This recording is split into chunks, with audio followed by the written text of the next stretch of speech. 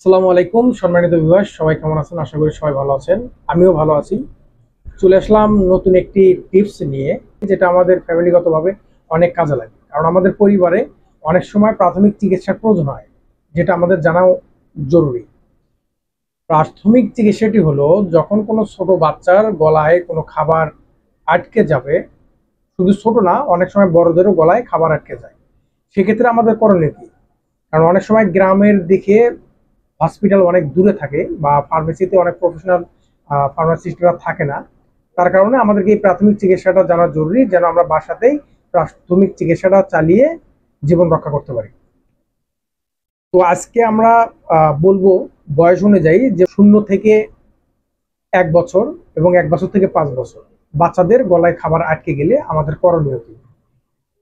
অনেক সময় দেখা যায় যে 0 থেকে 1 বছর বাচ্চাদের গলায় যখন খাবার আটকে যায়, সেক্ষেত্রে তাদের কাশি হয়, শ্বাস বন্ধ হয়ে যেতে পারে, মুখ কালচে বা নীল রং ধারণ করতে পারে, অনেক সময় বমিও হয়ে যায়। তো এই সময় আমাদের করণীয় কি? আমরা প্র্যাকটিক্যালি যদি আপনাকে দেখাই, আমি আসলে দেখানোর জন্য একটা পুতুল নিয়ে এসেছি আপনাদের জন্য। ধরেন যে এটা যদি আপনাদের আমাদের বেবি হয়, সেক্ষেত্রে কি করণীয়?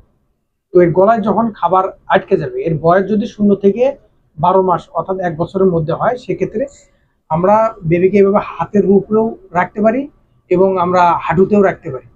তো হাতের উপরে রাখলে বা হাঁটুতে রাখলে তার মাথাটা এরকম নিচু করে রাখতে হবে, এবং আমাদের হাতের যে তালুর নিচের অংশটুকু আছে, যেটাকে আমরা হাতের গোড়ালি বলে থাকি, আসলে এটা দিয়ে আমাদের কাজ করতে হবে।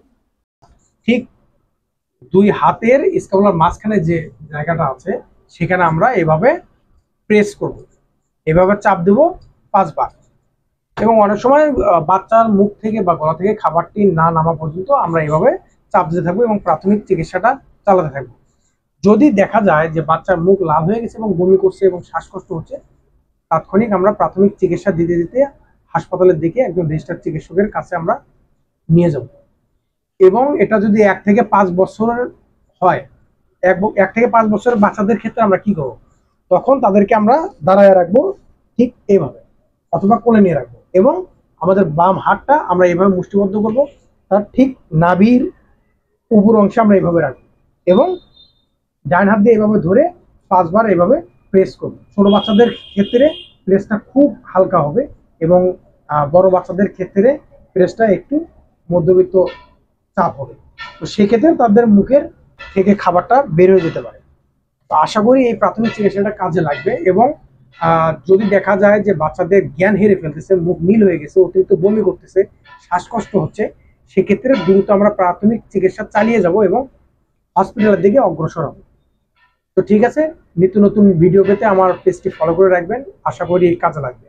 ধন্যবাদ।